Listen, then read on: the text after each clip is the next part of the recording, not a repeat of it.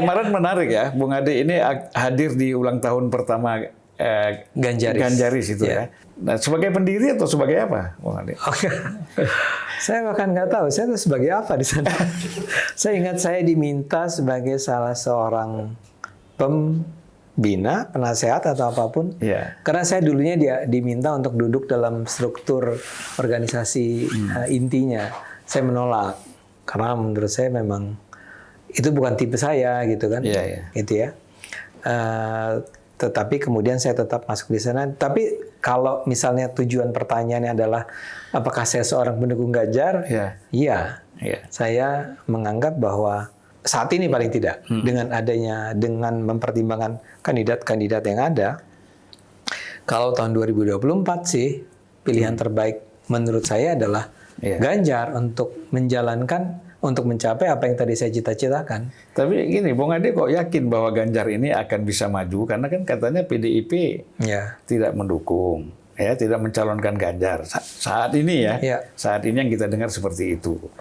Sebetulnya kalimatnya memang saya khawatir walaupun dia adalah kandidat terbaik, dia belum tentu maju. Tapi kalau Anda tanya siapa yang terbaik, saya akan pilih Ganjar. Karena saya merasa bahwa PDIP itu hampir pasti tidak akan mendukung Ganjar. Hampir pasti menurut saya. Ya karena faktornya adalah faktor Puan dan faktor Bu Mega kan.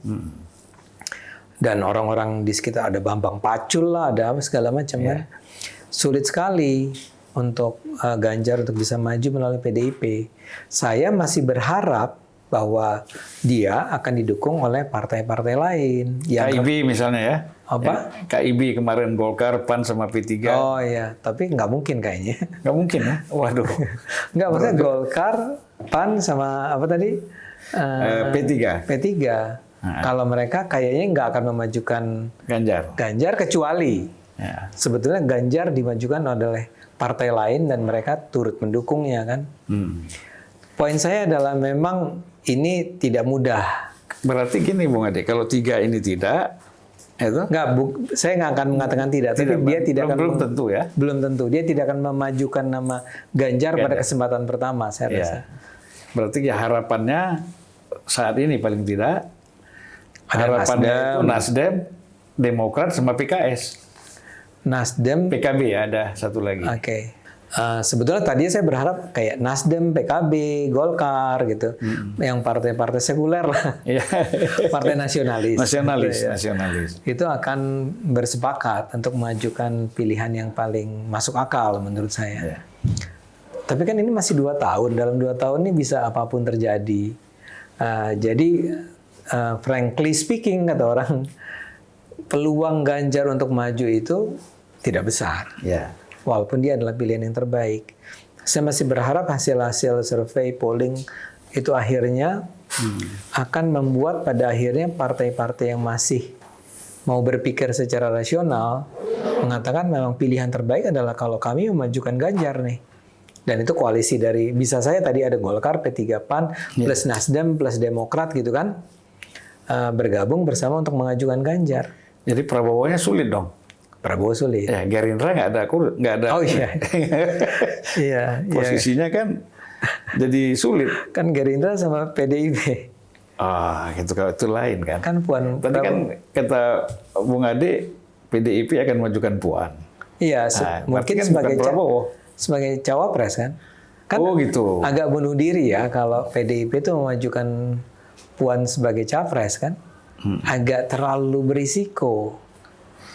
Tapi kalau misalnya PDIP-nya yakin kan nggak masalah. Artinya begini, sampai saat ini kan saya melihat beberapa pernyataan baik dari Puan Maharani ataupun dari Hasto sebagai sekjen mengatakan bahwa alat ukur untuk seorang maju sebagai calon presiden itu kan tidak hanya survei, tetapi kan dibutuhkan juga kinerja dan leadership. Nah mungkin mereka kan melihat bahwa Puan ini mempunyai kinerja dan leadership yang cukup pantas untuk didukung menjadi presiden. Saya nggak yakin bahwa mereka melihat bahwa Puan punya kinerja dan leadership. Kan mereka pada dasarnya juga pasti melihat secara, saya harus mengatakan saya bukannya tidak menghargai Puan, ya. Saya tidak anti Puan. Tapi kalau tolak ukur adalah kinerja dan leadership, jelas menurut saya bahwa Puan tidak memiliki keduanya. Kalau sebagai orang nomor 2, barangkali masih bisa, ya. Tapi kalau sebagai pemimpin nomor 1, memang nggak pernah ada track record dia menurut saya. Jadi Bung Ade mengharapkan nomor 2 dulu belajar 5 tahun, baru nanti nomor 1 gitu ya? Nggak tahu juga. Saya sih tidak melihat dia sebagai orang yang punya sosok leadership, Puan. Jadi kenapa juga harus dipaksakan? Menurut saya agak bunuh diri kalau PDIP memajukan Puan sebagai nomor 1. Paling baik nomor 2. Tapi pastilah pendapat Bung Ade ini dianggap subjektif. Tentu. Iya kan, subjektif itu. Tapi kan mereka punya penilaian sendiri, silakan. Tentu. Ini kan berangkat dari soal keyakinan. Kalau memang yakin, silakan. Tapi kan kita akan bicara tentang tadi kembali ke survei, ya. Survei adalah angka yang menunjukkan bagaimana secara kolektif rakyat kita memandang para calon pemimpinnya, kan? Ya. Artinya kalau angka Puan terus-menerus berada di bawah, dan di bawah itu sangat di bawah loh, bukan di tengah-tengah. Di bawah itu artinya itu kan bukan lagi kumpulan dari subjektivitas, itu kan menciptakan yang namanya intersubjectivity. Dan itu artinya mendekati objectivity. Jadi kalau ada hanya taruhlah 5% orang di Indonesia ini yang menganggap bahwa Puan itu punya kemampuan untuk memimpin, dan persyaratan menjadi pemimpin adalah antara lain adalah kapasitas, performance, tadi kinerja, ya, leadership dan seterusnya. Mereka menganggap itu tidak dimiliki Puan, maka saya rasa PDIP terlalu ngotot untuk tetap memajukan Puan karena mereka sudah melihat, orang sendiri sudah tidak melihatnya. Kendati pun barangkali kemampuan Puan sebenarnya adalah tidak tercermin dalam hasil survei. Tapi kenapa Anda paksakan kalau ternyata sebenarnya masyarakat tidak mendukung orang yang Anda majukan? Saya pikir pada akhirnya PDIP akan rasional. Tapi bukan Ganjar. Karena kebencian orang-orang PDIP terhadap Ganjar udah terlalu tinggi. Termasuk Puan saya rasa. Pernyataan dia berulang kali, dan sekarang Trimeida kemarin yang bilang bahwa bukan medsos ya, pemimpin itu bukan di medsos. Itu kan dulu sebetulnya sudah disampaikan oleh Puan. Iya. Jadi saya rasa udah point of no return nih buat PDIP. Udah terlalu jauh mereka menyerang, kecuali di PDIP terjadi pergeseran kepemimpinan yang saya yakin tidak akan terjadi. Iya. Sayang sekali sih. Ya memang mungkin ya, di PDIP ini kan tradisi kepemimpinan yang dia ada di tangan Ibu Mega ini itu saya kira sangat kuat. Nah, bisa jadi Ganjar dianggap kok jalan sendiri, gitu kan? Jalan sendiri, kemudian ya tidak ngomong-ngomong dulu lah. Saya ini mau maju seperti apa? Beda kan sama Jokowi, kan bukan kader yang melekat langsung dengan PDIP, ya, Pak Jokowi dulu. Nah, kalau Ganjar ini kan melekat langsung ini sebagai kader. Nah, mungkin itu saja. Ya, kalau kita mau simpelkan, ini kan persoalan ketimuran. Itu aja mungkin, Bung Ade. Ya, tapi masalahnya memang Puan ingin maju. Jadi nggak ada tempat buat Ganjar, maka tidak ada pilihan lain. Ganjar harus jalan sendiri, kan? Oh, maksud Bung Ade itu maju sebagai wapres ya? Sebagai sebetulnya aslinya pres pasti ya. Ya, tapi kan gini, nggak mungkin 2 orang dari satu partai maju kan? Ya. Jadi kalau Puan saja kan, nggak mungkin Ganjar juga maju. Saya ingin katakan mengapa Ganjar itu sampai melanggar adat ketimuran. Saya rasa karena dia tahu dia tidak mungkin melangkahi Puan, maka dia harus jalan sendiri untuk menciptakan followers dia lah, kira-kira gitu. Dan sekarang dia terbukti berhasil. Sekarang itu tanpa harus melalui sebuah kampanye resmi, setiap polling menunjukkan angka dia naik terus kan.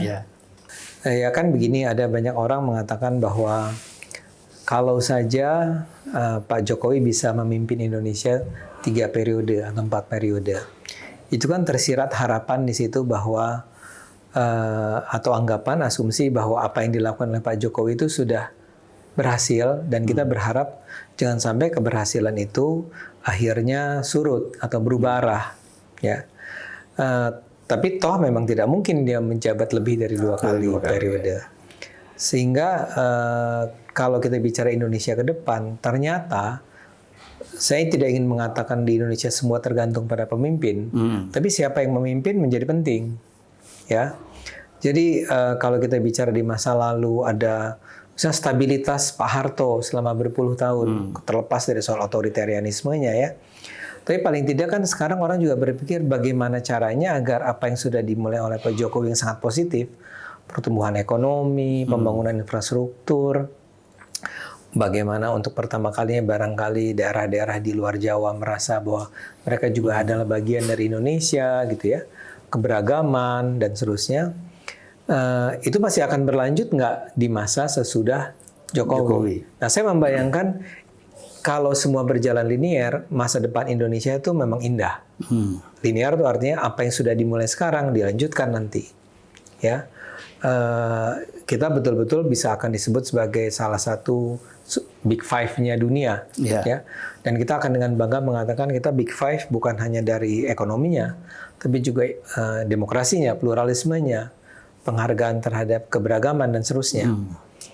Nah, tapi saya sadar ngomong begini tuh jadi seperti mimpi, sekedar mimpi.